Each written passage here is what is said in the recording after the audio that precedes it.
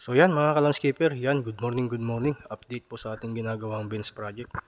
So ayan, nakapag-assemble na tayo. So magpa-primer na lang tayo para mapintura na natin.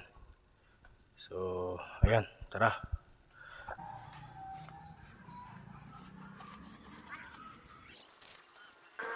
So ayan, napintura na natin siya ng primer. So pipintura na natin siya ng gusto ng kliyente natin na pintura. So tara.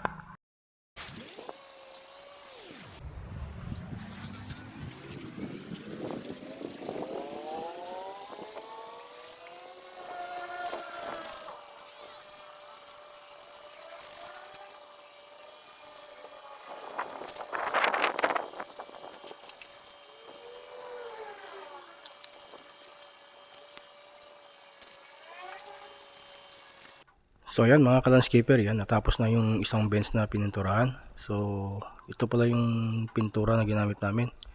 Yan, ash black saka Rosena yellow. Yan, pati yung gulong niya is chocolate brown. Yan.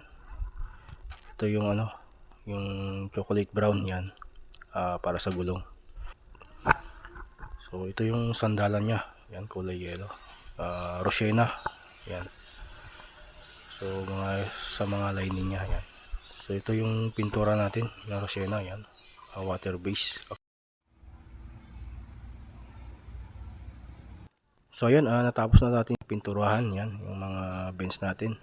So maglalagay na pala tayo ng ng clear gloss yan, yung pangpakintab para maging glossy siya yan. So ito pala yung yung ginagamit naming pangpakintab. Yan, gloss emulsion clear gloss yan, Davis po yan. Mas maganda kasi sa pintura para mahaba yung lifetime ng pintura niya, para maging po yung pintura natin tatagal yan. So nakikita naman, kumintab na siya yan. So ayan na po yung kabuuang yung ginawa nating bench. Natapos na natin siyang nalagyan ng gloss, clear gloss yan.